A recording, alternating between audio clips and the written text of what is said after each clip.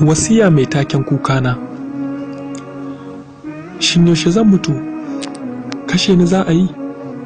Ina mai aikata alkhairi zan mutu? Ko ina aikata sharri zan mutu? Ɗan aljanna ne ni ko ɗan wuta ne ni? Ana karɓa ayyukana ko kuma ba a karɓa ayyukana? Zan mutu ina musulmi ko sai na fita daga musulunci zan mutu?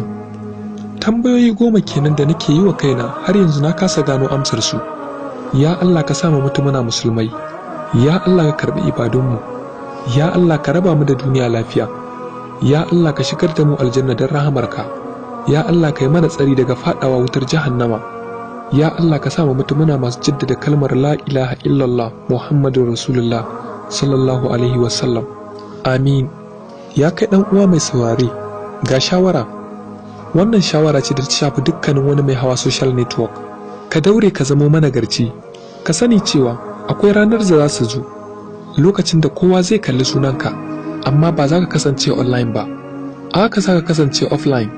Masoyanka za su yi ta jiranka don ka hira da su, amma fa ka sani ba za ka sake hawa ba. Za su aika maka da saƙo na email, amma ba za ka maida musu da amsa ba. Za su kasance cikin tsawon jiranka na tsawon awanni, amma ba za ka sake hawa online ba. Matsayinka a net a kullum zai kasance da kalmar offline. A wannan rana ka tafi babu kai. Baka da halin yin chat, like ko kuma comment. Baka da halin bada haƙuri ga wanda ka ɓata wa rai. A wannan rana ba za ka kasance tare da mu ba.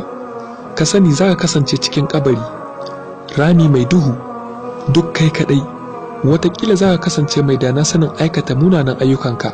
Wataƙila kuma kyawawan ayyukanka za su zamo abokan hirarka. Za ka tafi ka bar mu.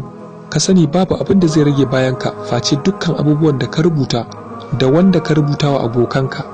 Don haka kasance a sanin cewa ba za ka bar komai ba face alkhairin da ka rubuta wa kowa da wanda kai sharing a wall ɗinka. Amma fa banda hoton batsa, hoto masu tallata kansu, saƙo wanda ya saba wa addininka da kalmomin da ba su dace ba. Ka sani akwai wata rana kowa Allah zai masa hisabi akan ayyukan shi. Don haka da za ka hanzarta ka canza zuwa ga mutum nagari, kana da wannan damar a yanzu haka, tun da kana sauraron wannan bayanin da muke yi. Muna roƙon Allah ya kyautata ƙarshen mu, kuma muna roƙon Allah ya yafe ma dukkanin wanda ya share din wannan jawabi don wasu su ƙaru, domin ya samu lada mu ma mu samu lada. Ku tuna cewa wani zai iya shirwa ta dalilin wannan sako, to mu sani ba mu san iya ɗimbin ladan da za mu samu ba mu da ku baki ɗaya. Allah ya datar da mu, Allah ya yafe mana da baki ɗaya. Wannan saƙo ne daga Gudun Duniya TV.